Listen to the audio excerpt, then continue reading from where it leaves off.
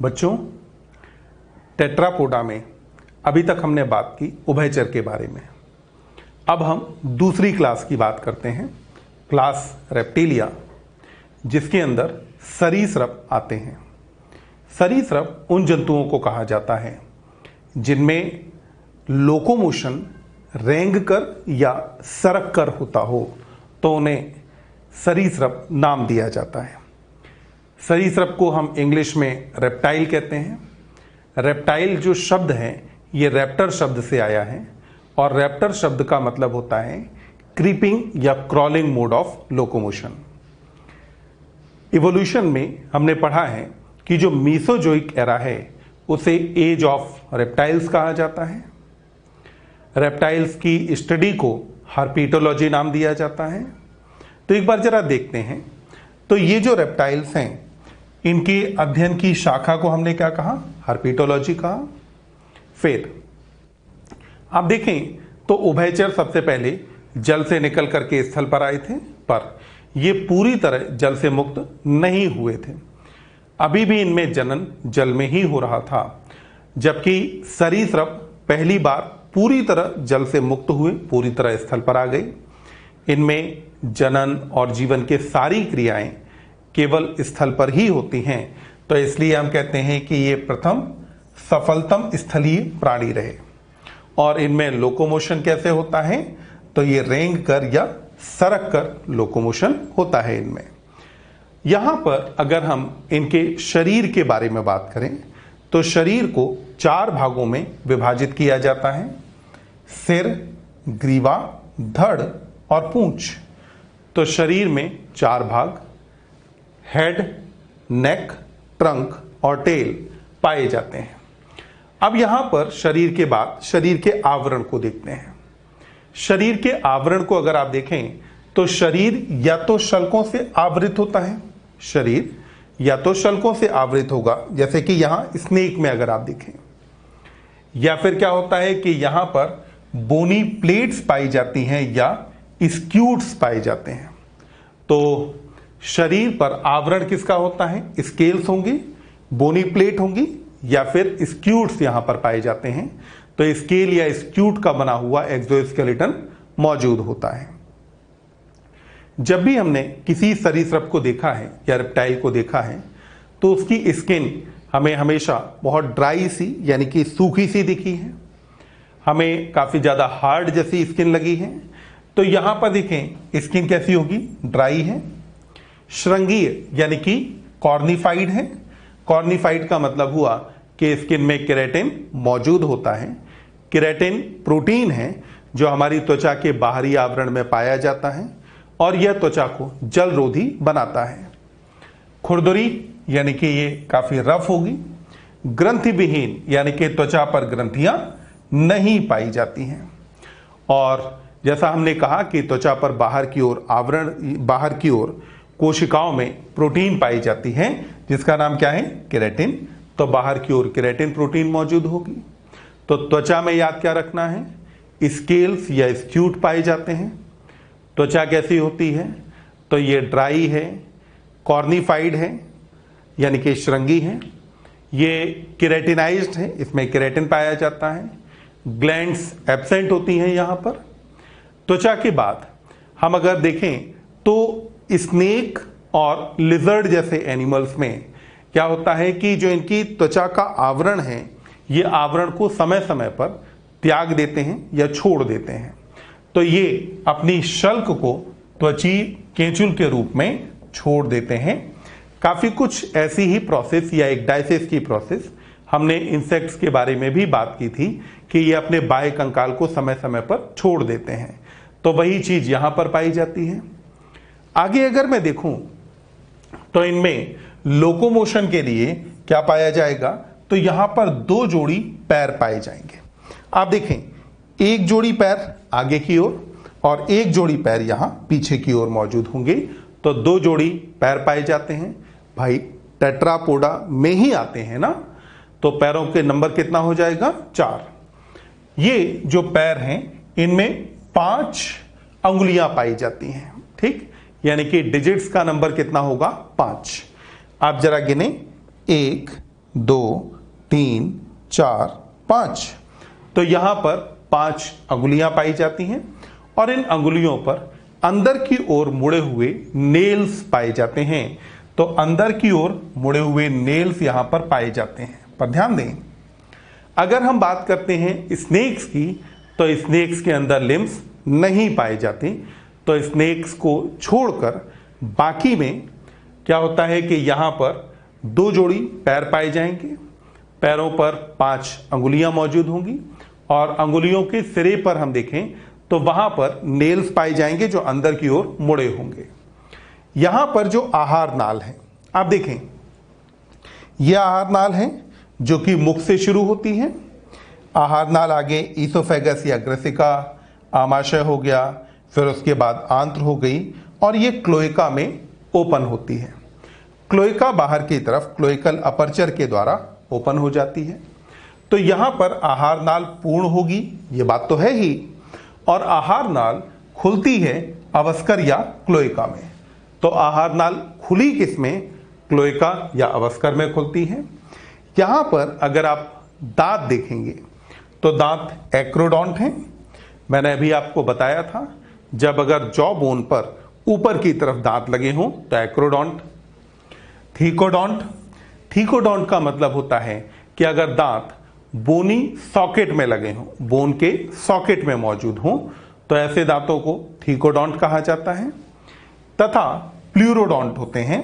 Pleurodont का मतलब हुआ अगर ये जॉ बोन के साइड में अटैच्ड हों तो इन्हें प्लूरोडोंट कहा जाता है।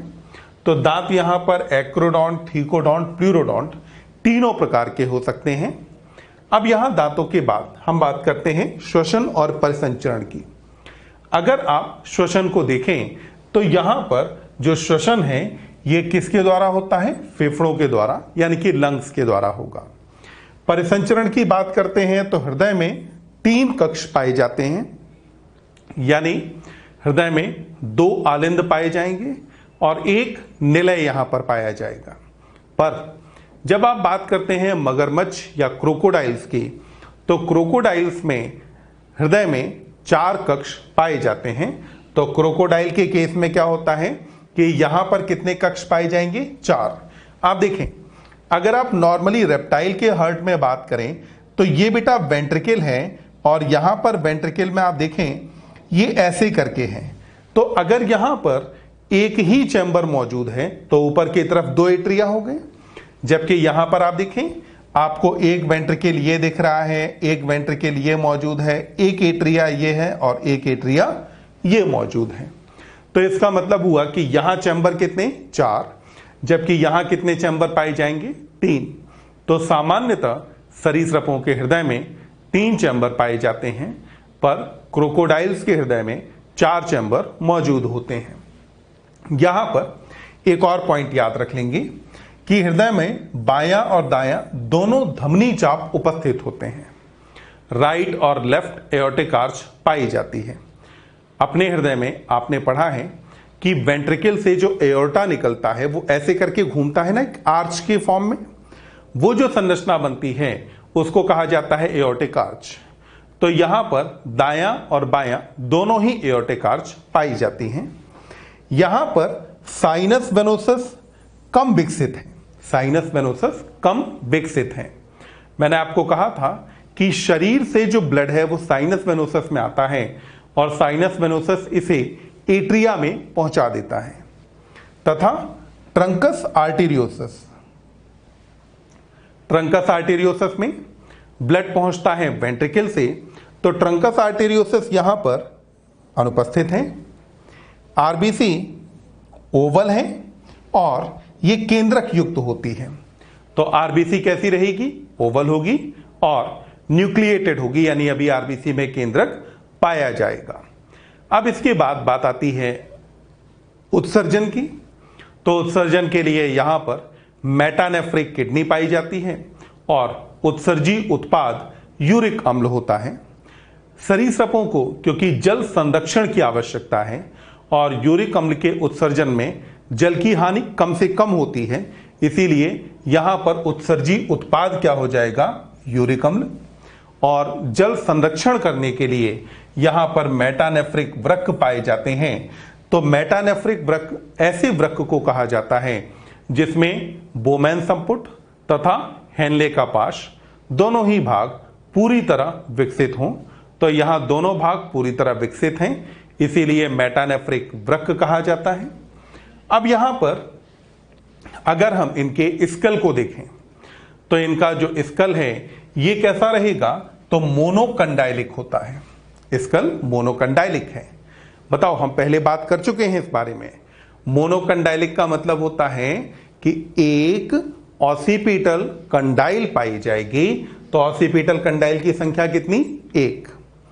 यहां पर एम्फीबिया के समान ही टिम्पैनम पाया जाता है। जैसे एम्फीबिया में हमने कहा था कि ईयर रिप्रेजेंटेड बाय टिम्पैनम, वैसे यहां पे कह सकते हैं। तो इसमें क्या होता है कि बाहर की तरफ टिम्पैनम मौजूद है। बाहर अगर टिम्पैनम मौजूद है तो ईयर में दो पार्ट पाए जाएंगे, मिडिल ईयर और इंटरनल ईयर। एक्सटर्नल ईयर अभी यहां पर एब्सेंट रहेगा। सेंसरी ऑर्गन में स्नेक्स में एक बड़ा इंपॉर्टेंट ऑर्गन पाया जाता है जिसको जैकॉब्सन्स ऑर्गन कहा जाता है। ये जैकॉब्सन्स ऑर्गन इनकी नेसल कैविटी के फ्लोर में पाया जाता है और जैकॉब्सन ऑर्गन कीमो रिसेप्टर होता है। तो स्नेक जैकॉब्सन्स ऑर्गन द्वारा अपने आसपास की स्मेल के बारे में पता लगाते हैं। तो यहां पर क्या होता है, जैकॉब्सन ऑर्गन पाया जाता है, कीमो रिसेप्टर है, स्मेल के बारे में बताता है, इसलिए हमने कहा कि ये घ्राणग्राही है। और यहां पर क्रेनियल नर्व्स का नंबर 12 पेयर होता है। ध्यान रखना, पिसीज और एम्फीबिया में 10 पेयर पाई जाती हैं। इससे आगे रेप्टिलिया, एव्स और मैमल में 12 पेयर क्रेनियल नर्व पाई जाती हैं। तो क्रेनियल नर्व का नंबर कितना हो जाएगा, 12 पेयर हो जाता है। अब यहां अगर हम बात करें इसमें रिप्रोडक्शन वगैरह के बारे में, तो यहां रिप्रोडक्शन में आप देखें एनिमल यूनिसेक्सुअल होते हैं, यानी कि यहां मेल और फीमेल अलग अलग रहेंगे। ये ओवीपेरस होते हैं, यानी कि ये अंडे देते हैं। यहां पर जो अंडे हैं ये अतिपीतकी यानी कि मेगालेसिथल होते हैं। मेगालेसिथल का मतलब होता है जब अंडे में योग की मात्रा अधिक हो। योग का काम अंडों को पोषण प्रदान करना है। तो ये अतिपीतकी इसलिए हैं क्योंकि अंडों का डेवलपमेंट शरीर से बाहर होगा या अंडों में भ्रूण बाहर डेवलप होगा। तो भ्रूण को अपने विकास के लिए ऊर्जा इसी योग से मिलेगी, इसलिए योग की मात्रा अधिक होती है। और ये कवचित होते हैं, यानी कि क्लेडोइक हैं। एग के ऊपर कैल्शियम कार्बोनेट की कवरिंग पाई जाती है। अगर हम स्नेक्स के एग को देखें तो वहां कैल्शियम कार्बोनेट की कवरिंग ना होकर के एक थिक कवरिंग होती है, इसीलिए हम बोलते हैं कि स्नेक्स के अंडे लेदरी होते हैं। तो इन्हें कहा जाता है कि ये काफी थिक जैसी कवरिंग होती है। कैल्शियम कार्बोनेट की कवरिंग स्नेक्स के एग पर नहीं पाई जाती। अगला देखें, इनमें अतिरिक्त भ्रूणीय झिल्ली एमनियन, कोरियन, अलेंटॉइस और योग सैक पाई जाती हैं। इन चारों के बारे में आपने रिप्रोडक्शन में पढ़ा है। तो ये जो एक्स्ट्रा एम्ब्रियोनिक मेम्ब्रेन्स हैं वो यहां पाई जाती हैं। ऐसे जंतु जिनमें ये एक्स्ट्रा एम्ब्रियोनिक मेम्ब्रेन पाई जाती हैं उन जंतुओं को समूह एमनियोटा में रखते हैं। इसमें रेप्टाइल्स, बर्ड्स और मैमल्स आते हैं, जबकि जिनमें ये नहीं पाई जाती हैं उन्हें एन एमनियोटा में रखते हैं। उसमें फिशेस और एम्फीबियंस को रखा जाता है। तो यहां पर हमने इन्हें कहां रखा, एमनियोटा ग्रुप के अंदर रखा, क्योंकि इनमें ये चारों अतिरिक्त भ्रूणीय झिल्लियां पाई जा रही हैं। ये क्या होते हैं, शीत रुधिरधारी हैं, यानी कि पोइक्लोथर्म हैं। जब कोई जंतु अपने शरीर का तापमान नियंत्रण नहीं कर पाता, वातावरण के तापमान के अनुसार जंतु के शरीर का तापमान बदलता हो, तो ऐसे जंतु को शीत रुधिरधारी कहा जाता है। तो ये पोइक्लोथर्म होते हैं।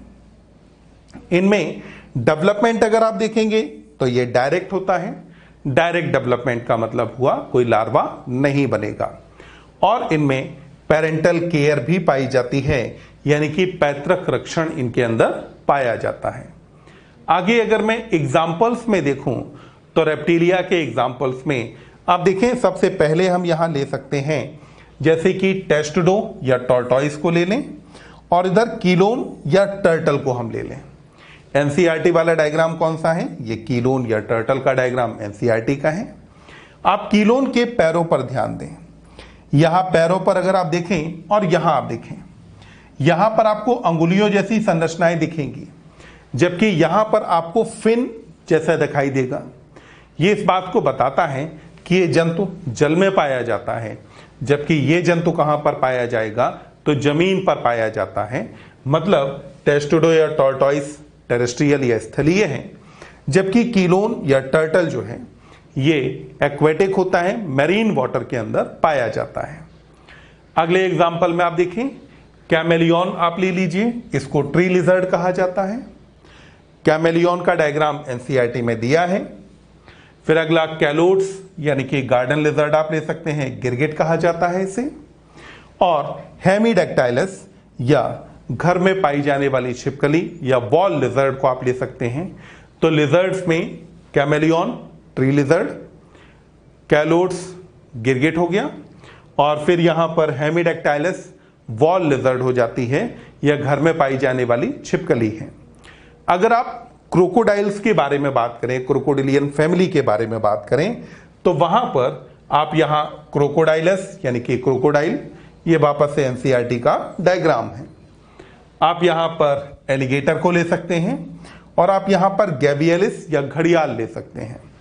तो हम इसमें क्रोकोडाइलस या क्रोकोडाइल, एलिगेटर, और यहां पर ले सकते हैं गैबियलिस या घड़ियाल को। तो ये एग्जाम्पल्स हो जाते हैं। फिर स्नेक्स में अगर देखें तो स्नेक्स में आप देखें, यहां पर अगर मैं बात करूं पॉइजनस स्नेक के बारे में कि कौन कौन से स्नेक जहरीले हैं, तो सबसे पहले नाजा या कोबरा। सबसे पहले हमने अगर किसी जहरीले सांप का नाम सुना होता है तो वो कोबरा का नाम होता है। तो कोबरा हो गया, डायग्राम एनसीईआरटी का है। फिर यहां पर वाइपरा या वाइपर को ले सकते हैं, ध्यान देंगे। जनरली हमने रेप्टिलिया के बारे में कहा था कि एनिमल्स कैसे होते हैं, ओवीपेरस होते हैं। पर ये जो वाइपर है, ये वाइपर कैसा होता है? तो ये बेटा विवीपेरस होता है। वाइपर कैसा रहेगा? तो ये विवीपेरस होता है, इस बात को ध्यान रखेंगे। फिर आप यहां पर बंगेरस यानी कि करैत को आप रख सकते हैं, ये भी पॉइजनस स्नेक है। अब हम देखते हैं विषहीन सांपों के बारे में। विषहीन में आप बात करें तो आप यहां पर पाइथन यानी कि अजगर को ले सकते हैं।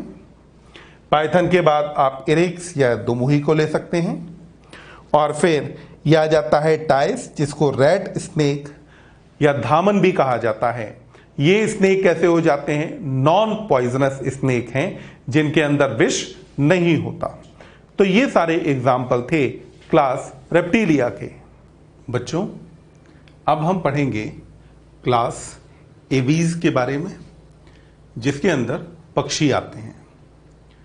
पक्षियों को ग्लोरीफाइड रेप्टाइल्स कहा जाता है या फेदर्ड बाइपेड्स कहा जाता है। ग्लोरीफाइड रेप्टाइल्स इसलिए कहा क्योंकि आपने एवोल्यूशन में पढ़ा है कि पक्षियों की उत्पत्ति रेप्टाइल से ही हुई है। तो सरीसृप जब और ज़्यादा उन्नत हुए, ज़्यादा बेहतर हुए, तो पक्षियों के रूप में इवॉल्व हो गए। फेदर्ड बाइपेड इसलिए कहा जाता है क्योंकि पक्षी टेट्रापोड होने के बावजूद चलने के लिए केवल 2 पैरों का प्रयोग करते हैं। साथ ही इनके शरीर पर पंख भी पाए जाते हैं, इसलिए इन्हें फेदर्ड बाइपेड कहा जाता है। पक्षियों के अध्ययन को ऑर्निथोलॉजी नाम दिया जाता है। तो अध्ययन को हमने क्या कहा है? ऑर्निथोलॉजी। भारत में पक्षियों के बारे में बहुत व्यापक स्तर पे स्टडी की थी डॉक्टर सलीम अली ने, इसीलिए इन्हें बर्डमैन ऑफ इंडिया भी कहा जाता है। तो डॉक्टर सलीम अली जो हैं, इनको हम बर्डमैन ऑफ इंडिया भी कहते हैं। अगर हम पक्षियों के शरीर के बारे में देखें तो पक्षियों का शरीर 4 भागों में विभाजित होता है। पहला भाग हेड यानी कि सिर, दूसरा भाग नेक यानी कि गर्दन या ग्रीवा, फिर ट्रंक या धड़, और टेल या पूंछ। तो शरीर 4 भागों में विभाजित है। साथ ही क्योंकि पक्षियों को उड़ना है और उड़ते समय एक तो गति काफी ज्यादा तेज होगी, तो इस वजह से पक्षियों का शरीर स्ट्रीम लाइंड या धारा रेखित होना चाहिए।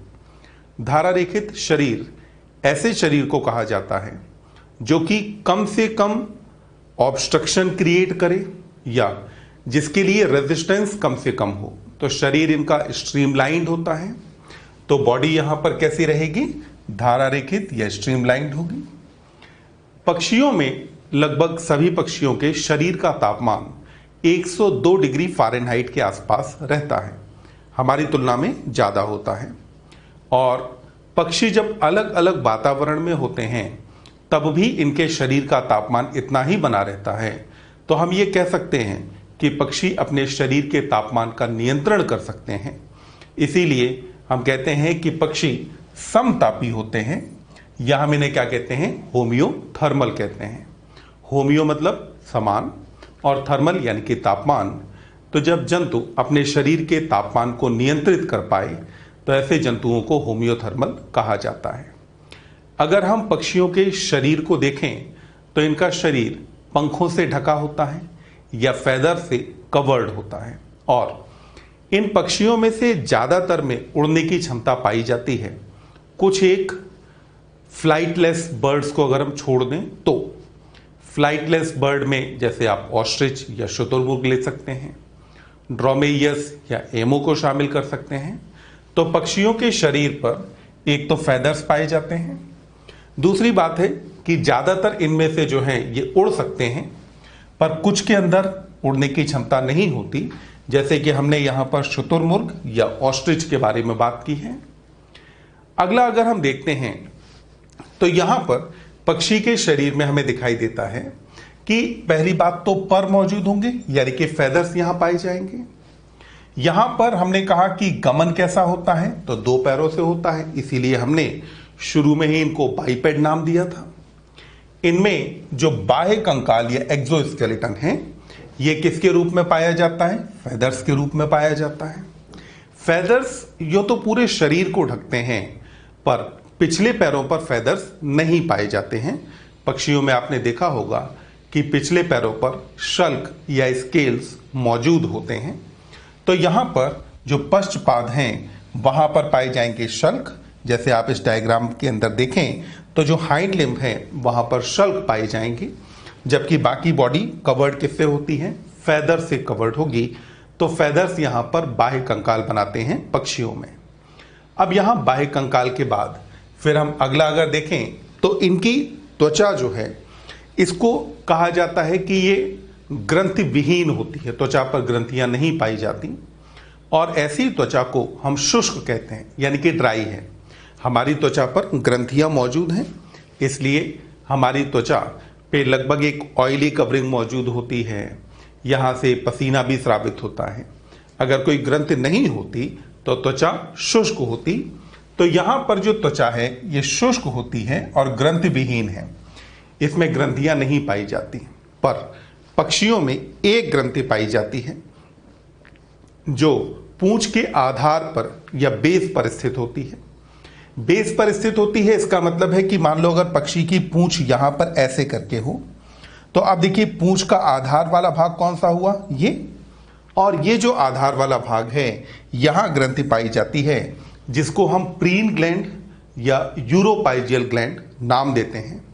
इस ग्लैंड से एक तैलीय स्राव स्रावित होता है, और ये स्राव पक्षियों के पंखों को पानी में भीगने से बचाता है।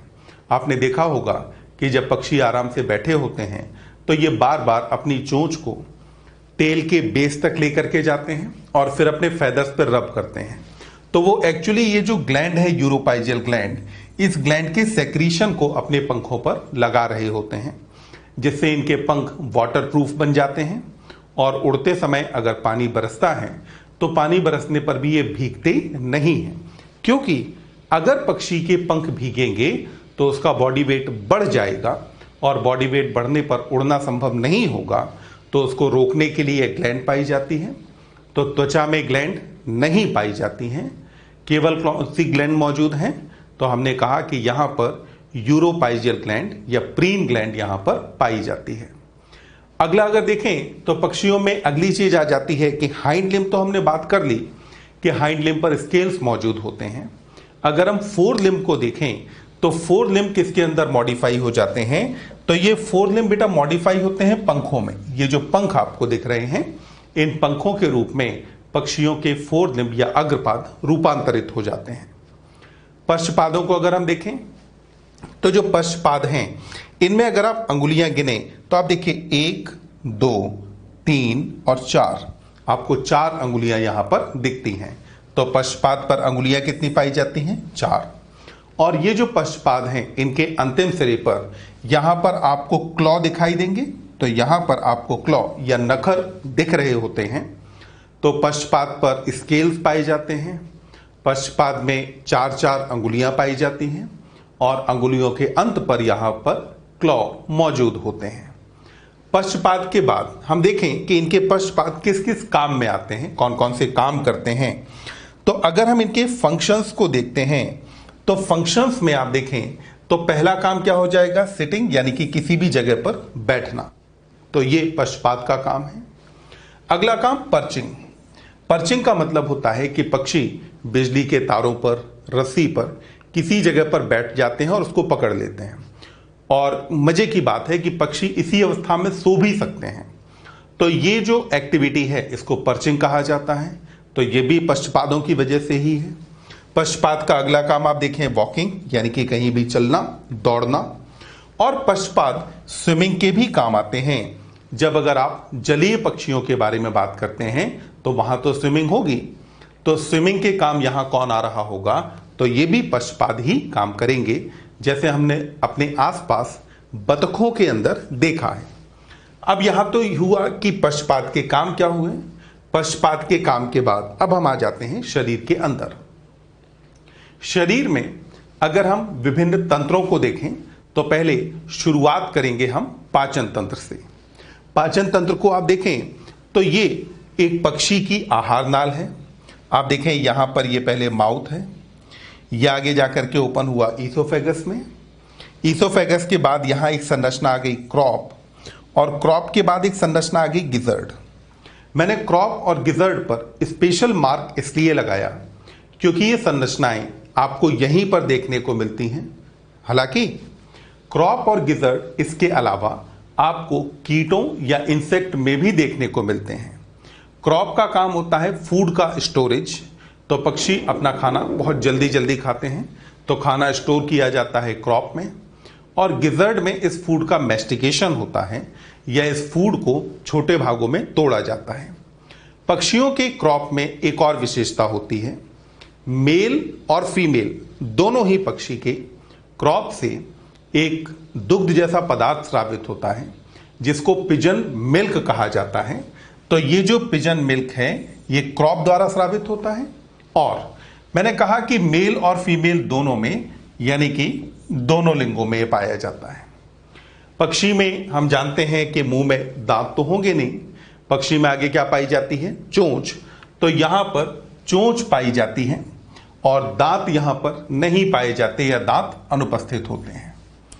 पक्षी की आहार नाल में आगे के भाग देखें तो अब ये जो गिजर्ड है, ये गिजर्ड आगे की तरफ चला, फिर यहां से इंटेस्टाइन आ गया, और इंटेस्टाइन आगे जाकर के ओपन किस में हुआ? क्लोएका या अवस्कर में ओपन हुआ। हमने बात की है कि ऐसी संरचना जिसमें आहार नाल, उत्सर्जन तंत्र और जनन तंत्र आकर के खुलते हों, तो ऐसे कोष्ठ को क्लोएका या अवस्कर कहा जाता है। तो यहां आहार नाल क्लोएका में खुलती है या अवस्कर में खुलती है, और आहार नाल में 3 चैम्बर्स पाए जाते हैं।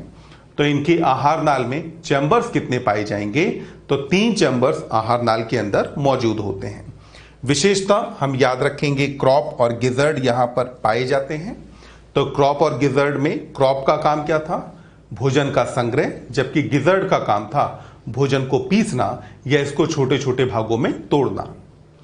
पाचन के बाद श्वसन तंत्र के बारे में बात करते हैं।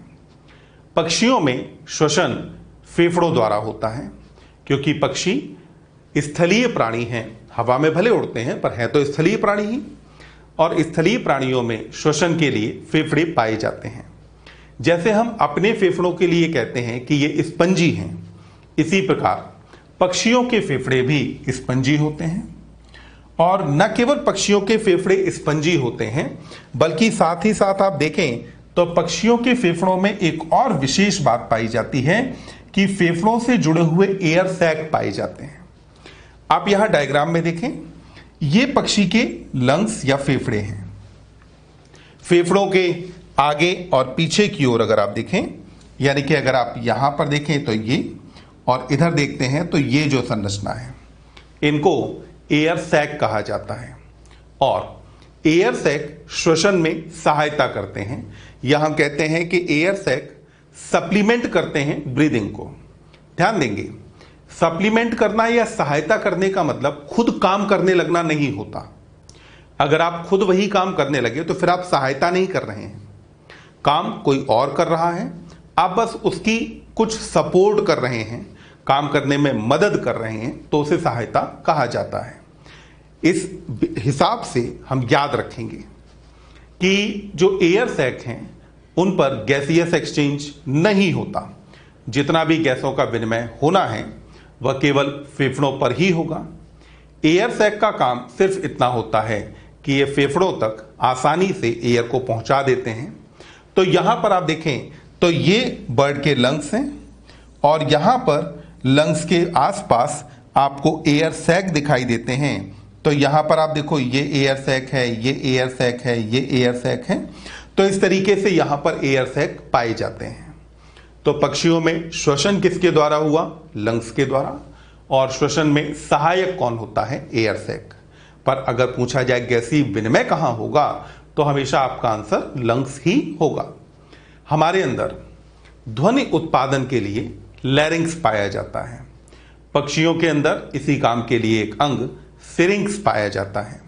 हमारा लैरिंक्स ट्रैकिया के एकदम ऊपरी भाग में होता है, और पक्षियों में सिरिंक्स एकदम निचले भाग में होता है। तो आप देखें, ये ट्रैकिया है, ट्रैकिया के निचले भाग में ये जो संरचना है इसका नाम सिरिंक्स है। और ये जो सिरिंक्स है, इससे ध्वनि उत्पादन किया जाता है। पक्षियों में जैसे तोतापन सुनते हैं कि बोलता है, तो ये जो ध्वनि उत्पादन की क्षमताएं अलग अलग पक्षियों में पाई जाती हैं, ये सिरिंक्स की वजह से हैं। और सिरिंक्स की लोकेशन कहां है? तो ये ट्रैकिया के निचले भाग में, जहां ट्रैकिया विभाजित होगा वहां पर सिरिंक्स मौजूद होता है। अगर हम पक्षियों के परिसंचरण तंत्र को देखें तो सबसे पहली बात, क्योंकि ये कॉर्डेट हैं तो परिसंचरण तंत्र स्वाभाविक रूप से बंद ही पाया जाएगा। यहां परिसंचरण तंत्र में हृदय में 4 चैम्बर्स पाए जाते हैं। ये जो 4 चैम्बर्स हैं, इनमें आप देखें, ये हो जाता है राइट और लेफ्ट एट्रिया, और ये चैम्बर्स हो जाते हैं राइट और लेफ्ट वेंट्रिकल। तो इस तरह से 4 चैम्बर्स यहां पर मौजूद होते हैं।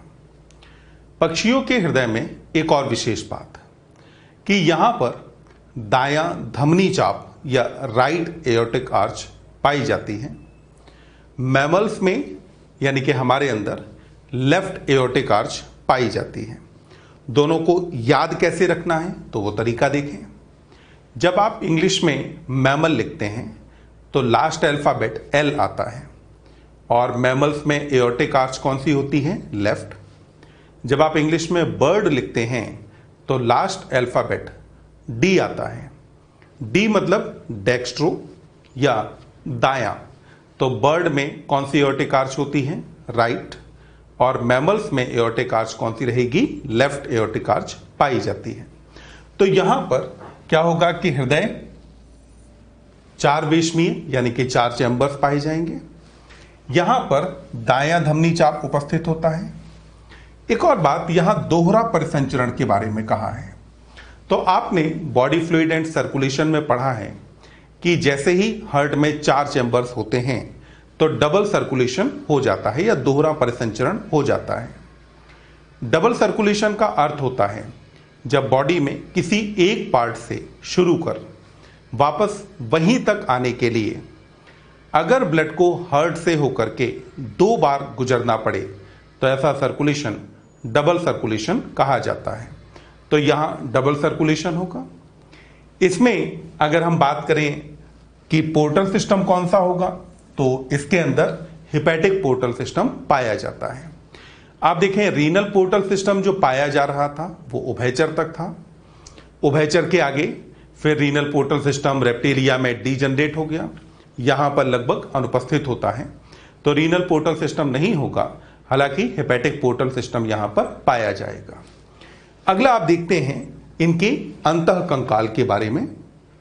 तो अंतःकंकाल में सबसे पहली चीज, आप कंकाल को विभाजित करते हैं 2 भागों में, बाह्य कंकाल और अंतःकंकाल। पक्षियों में बाह्य कंकाल के रूप में पंख पाए जाते हैं और पश्चपाद पर पाई जाने वाली क्लॉ या जो नेल्स जैसी संरचनाएं थीं वो आ जाएंगे। अंतःकंकाल में अस्थियां आ जाती हैं। एनसीईआरटी की लाइन है कि बर्ड्स का एंडोस्केलेटन फुल्ली ऑसिफाइड होता है। फुल्ली ऑसिफाइड का मतलब आप ये ना निकालें कि यहां कार्टिलेज नहीं होती, बस आपको इतना याद रखना है कि बर्ड का एंडोस्केलेटन पूरी तरह अस्थिल होता है। तो ये कैसा रहेगा? फुल्ली ऑसिफाइड होता है। बर्ड में पाई जाने वाली जो बोन्स हैं ये अंदर से खोखली होती हैं, और खोखली होती हैं तो इनमें कुछ वायु अवकाश पाए जाते हैं। ऐसी अस्थियों को न्यूमेटिक बोन कहा जाता है। अब ध्यान दें, न्यूमेटिक प्रेशर शब्द आपने फिजिक्स या केमिस्ट्री में पढ़ा है, वहां पर न्यूमेटिक शब्द का मतलब एयर होता है। तो वहां से इस चीज को कोरिलेट कर लें कि न्यूमेटिक बोन का मतलब ऐसी बोन जिसके अंदर एयर भरी हो। तो यहां पर बोन्स कौन सी पाई जाती हैं? तो न्यूमेटिक बोन्स होती हैं, क्योंकि कैसी होती हैं? ये खोखली होती हैं, ये शरीर को हल्का रखती हैं। अब भाई अगर मान लो आपके पास सपोज ये एक रॉड है, पहली स्थिति आपके पास ठोस रॉड है और दूसरा जब आपके पास एक खोखली रॉड है, तो जब खोखली होगी तो इसका वजन कम होगा। तो ऐसी अस्थियों की वजह से पक्षियों का वजन कम हो जाता है या शरीर हल्का हो जाता है। और क्योंकि पक्षियों को उड़ना है तो हल्का शरीर ही चाहिए, तो मैं कह सकता हूं कि न्यूमेटिक बोन्स पक्षियों को मदद करती हैं उड़ने में, तो ये उड़ने में सहायक होती हैं। अब देखें, पक्षियों को अगर उड़ना है तो उड़ने के लिए अपने अग्रपाद का प्रयोग करना पड़ेगा। इन्हीं से पंख विकसित होते हैं। ये जो अग्रपाद हैं, अब मान लो अगर हम अपने अग्रपाद को ऐसे करके चलाना चाहें, तो जब आप ऐसे करके मूव करेंगे तो आप नोटिस करेंगे कि आपके चेस्ट पर ये जो पेक्टोरल मसल्स हैं इनके अंदर मूवमेंट हो रहा है। ये जो पेक्टोरल मसल्स हैं ये एक तरफ तो यहाँ स्टर्नम या उरोस्थि के साथ जुड़े हैं और दूसरी तरफ ये मसल्स आपके कंधे के साथ जुड़ी होती हैं। अगर आपको चाहिए कि यहाँ पर मसल्स ज़्यादा हों तो उसके लिए यहाँ स्टर्नम भी अपेक्षाकृत बड़ा होना चाहिए, क्योंकि जितनी ज़्यादा पेशियाँ होंगी तो उनको जुड़ने के लिए उतने ही ज़्यादा स्थान की आवश्यकता भी होगी। पक्षियों में क्योंकि फ्लाइट होती है जो बहुत लंबी चलती है, तो ये फ्लाइट मसल्स बहुत डेवलप्ड होती हैं और इनके अटैचमेंट के लिए स्टर्नम या उरोस्थि ज़्यादा विकसित हो जाती है। स्टर्नम में एक संरचना बनती है जिसको हम कील नाम देते हैं। तो स्टर्नम यहाँ पर बड़ा हो जाता है और बड़ा होकर के एक संरचना बनाता है जिसको कील कहा जाता है। और इस कील के साथ जो फ्लाइट मसल्स हैं वो फ्लाइट मसल्स अटैच हो पाती हैं। तो फ्लाइट मसल्स को अटैच होने के लिए ज़रूरत होती है कील की। कील किसका भाग है? स्टर्नम का। कहाँ पाया जाता है? पक्षियों में पाया जाता है। अब यहाँ पर अगर मैं इसी कील को डायग्राम के फॉर्म में देखूं कि डायग्रामेटिकली हमें कैसा दिखेगा, तो आप देखें ये स्टर्नम है और स्टर्नम का ये जो भाग है इस भाग को हम नाम देते हैं कील। ये भाग कील कहा जाता है और यहाँ कील पर जुड़ी होती हैं फ्लाइट मसल्स, तो फ्लाइट मसल जाकर के जुड़ती हैं कील पर। अब यहाँ एक और बात आती है कि पक्षियों में जो पुच्छ कशेरुकाएं हैं यानी कि जो कॉर्डल वर्टिब्रा हैं वो आपस में जुड़ती हैं और जुड़ करके एक स्ट्रक्चर बनाती हैं जिसको पाइगोस्टाइल कहा जाता है। ये पाइगोस्टाइल की वजह से पक्षियों की पूंछ हमेशा एकदम सीधी बनी रहती है, क्योंकि पक्षियों को जब हवा में दिशा बदलनी होती है तो उसमें इनकी टेल बहुत महत्वपूर्ण भूमिका निभाती है। तो यहां पाइगोस्टाइल किससे बनता है? पुच्छ कशेरुकाएं जब फ्यूज होती हैं, आपस में जुड़ जाती हैं, तो पाइगोस्टाइल बनता है। तो यहां पर अंतिम 4 या 5 पुच्छीय कशेरुकाएं जुड़ेंगी और संरचना बन जाती है, जिसको हम बोलते हैं पाइगोस्टाइल। पक्षियों में एक संरचना पाई जाती है जिसको विशबोन या फर्क्यूला कहा जाता है, या मैरीथॉड बोन भी कहा जाता है। तो ये विशबोन या फर्क्यूला क्या है वो देखें जरा। दोनों क्लेविकल, ठीक, क्लेविकल हमारे अंदर ये वाली अस्थियां हैं, और इंटर क्लेविकल, दोनों क्लेविकल के बीच में एक बोन पाई जाती है जिसे इंटर क्लेविकल कहा जाता है। ये मिलकर के एक वी आकृति की बोन बनाती हैं, और ये जो वी आकृति की संरचना बनती है इसको हम बोलते हैं फर्क्यूला या विशबोन। तो फर्क्यूला या विशबोन कौन बनाता है? दोनों क्लेविकल और इंटर क्लेविकल मिलकर के फर्क्यूला या विशबोन का निर्माण करते हैं। अब यहां पर अगर हम अंतःकंकाल के बाद उत्सर्जन के बारे में देखें, तो पक्षियों को क्योंकि जल बहुत कम उपलब्ध है, तो स्वाभाविक रूप से इन्हें यूरिकोटैलिक होना चाहिए, अर्थात इनमें उत्सर्जी उत्पाद यूरिक अम्ल होना चाहिए। तो पक्षी कैसे रहेंगे? यूरिकोटैलिक होंगे, उत्सर्जी उत्पाद क्या हो जाएगा? यूरिक अम्ल। अगर जल का संरक्षण करना है तो इनमें मेटानेफ्रिक किडनी पाई जानी चाहिए। मेटानेफ्रिक किडनी में लूप ऑफ एनले ज्यादा विकसित होता है, जो जल के संरक्षण में महत्वपूर्ण भूमिका निभाता है। तो यहां पर मेटानेफ्रिक वृक्क पाए जाएंगे। अब आप देखें, ये जो वृक्क हैं, ये यहां पर आपको दिखाया है वृक्क। वृक्क से बाहर क्या निकलता है? तो ये संरचना जो बाहर निकली इसको आपने नाम दे दिया यूरेटर। हमारे केस में भी तो यही हुआ था कि किडनी से यूरेटर बाहर आती है। हमारे केस में यूरेटर किसमें खुलती है? यूरिनरी ब्लैडर में। पर यहां यूरिनरी ब्लैडर नहीं होता, इसमें यह खुलती है जाकर के क्लोएका में। तो पक्षियों के अंदर यूरेटर की संरचना में खुलेगी, क्लोएका में खुलती है, और यहां मूत्राशय अनुपस्थित होता है, तो मूत्राशय नहीं है। यूरेटर किसके अंदर ओपन हो रही है? तो ये अवस्कर या क्लोएका में ओपन होती है। यहां उत्सर्जन तंत्र के बाद फिर आप अगला देखें तंत्रिका तंत्र के बारे में। तो तंत्रिका तंत्र में अब देखिए, सबसे ज्यादा विकसित या सबसे ज्यादा इवॉल्व जो एनिमल्स हैं वो मैमल हैं, और अब हम मैमल से थोड़ा सा ही पीछे हैं या जस्ट एक स्टेप ही पीछे हैं, तो अब ब्रेन को भी अच्छे से डेवलप हो जाना चाहिए। यहां पर ब्रेन काफी बड़ा होता है और सुविकसित होता है। हालांकि जिस तरह से हमारे ब्रेन पर गायरी और सल्की पाए जाते हैं, यानी कि जो उभार और गर्त पाए जाते हैं, वैसी संरचनाएं यहां पे नहीं होती, पर बाकी जंतुओं की तुलना में काफी बड़ा होता है और विकसित होता है। पक्षियों में सेरिबेलम यानी कि जो अनुमस्तिष्क है वो बहुत अधिक विकसित होता है। सेरिबेलम हमारे अंदर बॉडी बैलेंस बनाए रखने में महत्वपूर्ण भूमिका निभाता है। पक्षियों में देखिए, जब इनमें उड़ान होगी या फ्लाइट होगी तो पक्षी 3 अलग अलग डायमेंशंस में जाएंगे, आगे पीछे, लेफ्ट राइट और ऊपर नीचे। हम केवल 2 ही डायमेंशंस में सामान्यतः चलते हैं, आगे पीछे और लेफ्ट राइट, जबकि पक्षियों को तो तीनों डायमेंशन में चलना है। तो बैलेंस से रिलेटेड जो पार्ट है वो ज्यादा डेवलप होना चाहिए। तो इनमें ज्यादा विकसित क्या होगा? अनुमस्तिष्क या सेरिबेलम ज्यादा विकसित पाया जाएगा। क्योंकि पक्षी एमनियोटा में आते हैं, तो इसलिए इनमें क्रेनियल नर्व्स या कपालीय तंत्रिकाओं की संख्या यहां पर 12 जोड़ी होगी। पक्षियों में अब सोचो, हवा में इतनी ऊपर उड़ रहे हैं तो वो सेंस ऑफ स्मेल का करेंगे क्या?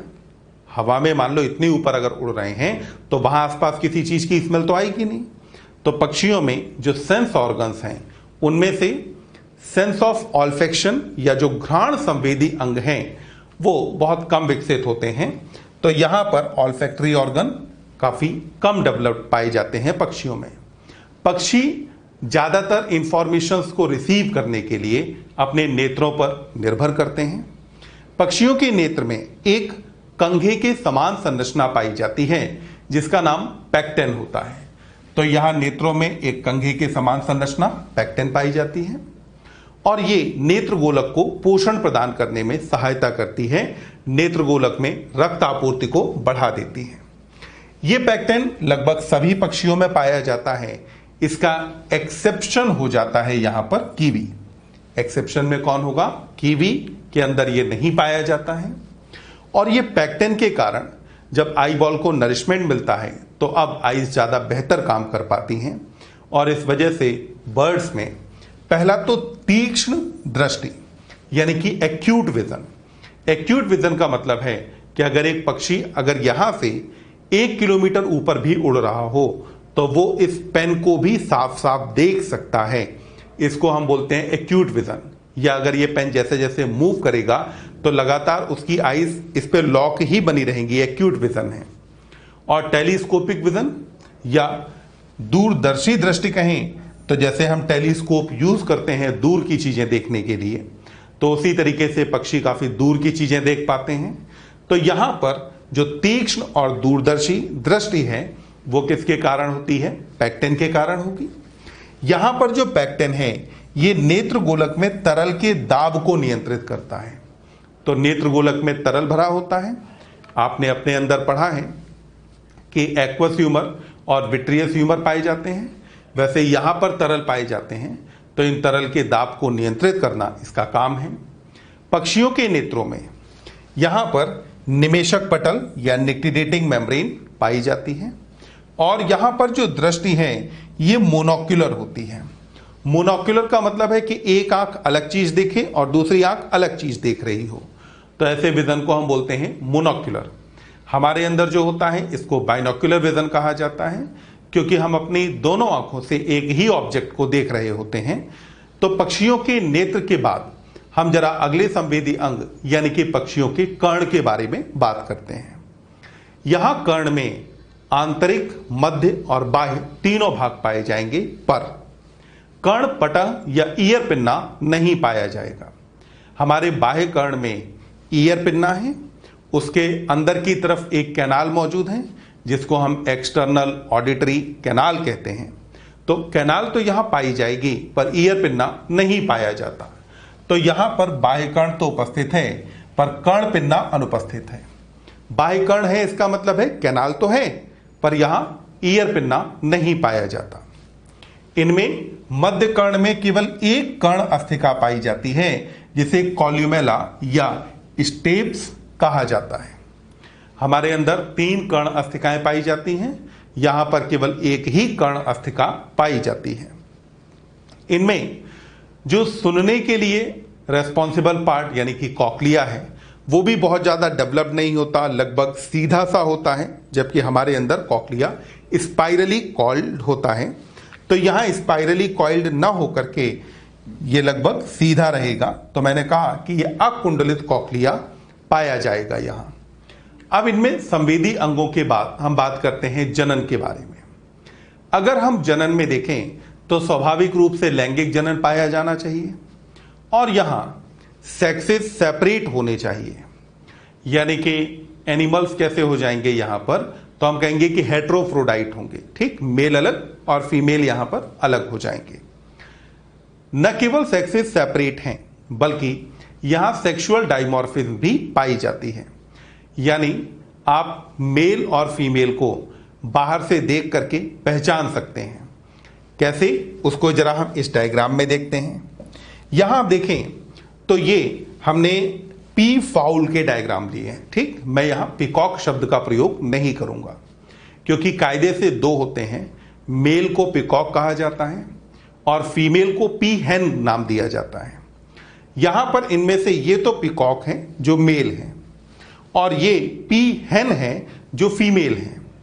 दोनों में अगर आप देखें तो पहली बात तो आप देखिए इसके कलर को और इसके कलर को आप देखें तो यहां पर कलर ज्यादा ब्राइट होता है जबकि यहां कलर कंपैरेटिवली डल होता है। दूसरी तरफ आप देखें इसके उदर पे आप ध्यान दें, उदर का जो रंग है वो लगभग बाकी शरीर के रंग जैसा ही है, जबकि यहां पर आप देखेंगे तो आपको यहां उदर लगभग सफेद जैसे रंग का दिख रहा है। अगला, आप अगर यहां पर पीछे के पंख देखें तो पीछे के पंख काफी ज्यादा बड़े होते हैं जबकि यहां पीछे के पंख उतने ज्यादा बड़े नहीं होते। यानी आप देख करके मेल और फीमेल को आइडेंटिफाई कर सकते हैं। तो हमने कहा कि लैंगिक द्विरूपता पाई जाती है और ये एक लिंगी प्राणी होते हैं। अगर हम इनमें देखें तो ये जो पक्षी हैं ये बेटा मोनोडेल्फिक होते हैं। ठीक, मोनोडेल्फिक का मतलब है कि जब अगर फीमेल में केवल एक ओवरी और ओविडक्ट ही फंक्शनल हो, दूसरी फंक्शनल ना हो, तो इसे कहा जाता है मोनोडेल्फिक कंडीशन। अब जरा यहां पर देखें, हमारे पास पक्षियों में पहले क्या था कि 2 ओवरी और 2 ओविडक्ट पाए जा रहे थे। तो आप ऐसे समझे, पहले एक तो ये था और दूसरा ये था, तो ऐसे करके हमारे पास 2 संरचनाएं थी। स्वाभाविक रूप से ये वाला लेफ्ट कहा जाएगा और इस वाले को आप राइट कहेंगे। जो दाहिना वाला है वो तो क्या हुआ, डीजनरेट हो गया, रूडिमेंट्री हो गया ना, डीजनरेट हो जाता है। विकसित यहां कौन रह जाता है, लेफ्ट वाला डेवलप्ड रह गया। तो लेफ्ट ओवरी ये है और लेफ्ट ओवरी जाकर के यहां से जो ओवम रिलीज होगा वो लेफ्ट ओविडक्ट में पहुंचेगा और लेफ्ट ओविडक्ट इसको आगे कहां पहुंचा देती है, क्लोएका तक पहुंचाएगी। तो यहां पक्षी में क्या होता है, केवल बायां अंडाशय और अंडवाहिनी ही क्रियाशील होते हैं, दोनों अंडाशय और अंडवाहिनी क्रियाशील यहां पर नहीं होते। इसीलिए पक्षियों में फीमेल को हम क्या बोलते हैं कि ये मोनोडेल्फिक होते हैं। अब यहां पर प्रजनन के अंदर ही हम आगे देखें तो निषेचन कैसा रहेगा, ये आंतरिक होता है, क्योंकि पक्षी स्थल पर पाए जाते हैं तो निषेचन इनके अंदर आंतरिक होगा। यहां पर अगर हम देखें तो ये ओवीपेरस होते हैं। हम जानते हैं पक्षी अंडे देते हैं और हम में से कई लोग कुछ पक्षियों के अंडे खाते भी हैं या कंज्यूम भी करते हैं, तो अंड प्रजक हैं। यहां पर भ्रूणीय परिवर्धन प्रत्यक्ष होता है, पक्षियों का कोई लार्वा नहीं होता है। यहां जो पक्षी हैं इनको हमने एमनियोटा समूह के अंदर रखा है और एमनियोटा समूह का अर्थ मैं आपको बता चुका हूं। जब अतिरिक्त भ्रूणीय झिल्लियां यानी एमनियन, कोरियन, अलेंटॉइस और योग सैक पाए जाएं तो ऐसे एनिमल्स के ग्रुप को एमनियोटा कहा जाता है या ऐसे एनिमल्स को एमनियोट कहा जाता है। और जिनके अंदर ये नहीं होते उनको हम एनेमनियोट कहते हैं। एमनियोट में हमने सरीसृप, पक्षी और स्तनी प्राणियों को रखा है, तो ये एमनियोटा में आते हैं। इनमें पैतृक संरक्षण पाया जाता है यानी पेरेंटल केयर पाई जाती है। पेरेंटल केयर के लिए ही तो पिजन मिल्क सेक्रीट हुआ था क्रॉप से, तो पेरेंटल केयर हो गया। या जो बर्ड्स हैं वो जो नेस्ट बनाते हैं तो वो नेस्ट या घोंसला भी तो पेरेंटल केयर के लिए ही बना रहे हैं। अब यहां एक और पॉइंट, आर्कियोप्टेरिक्स, इसके बारे में आपने इवोल्यूशन में खूब डिटेल में पढ़ रखा है।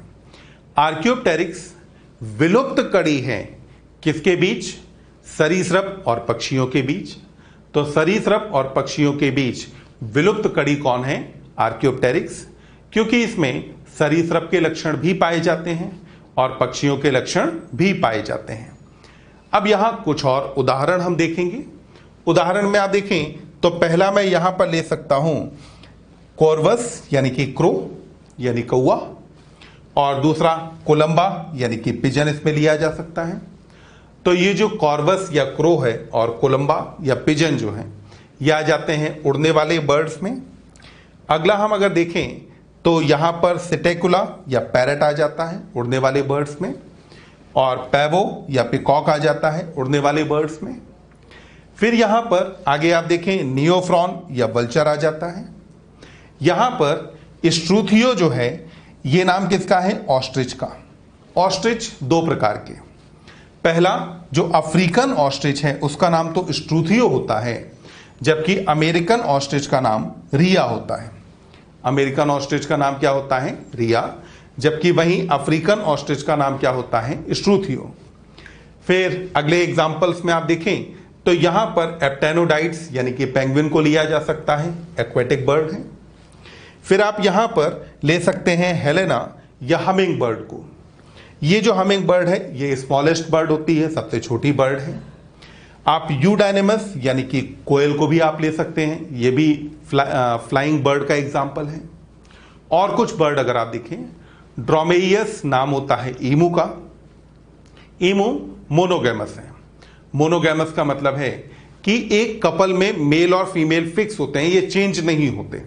अगर कपल में से किसी एक की डेथ हो जाएगी तो फिर जो दूसरा मेंबर रह जाएगा वो थ्रू आउट लाइफ कभी रिप्रोड्यूस नहीं करेगा, मोनोगैमस है। ईमू फ्लाइटलेस बर्ड होती है। आप यहां पैसर डोमेस्टिकस यानी कि स्पैरो, गौरैया को ले सकते हैं। तो गौरैया हमारे घरों के आसपास पाई जाती है। तो ये कुछ बर्ड्स हुए और बर्ड के कैरेक्टर्स हुए। अब हम आगे बात करेंगे क्लास मैमेलिया के बारे में।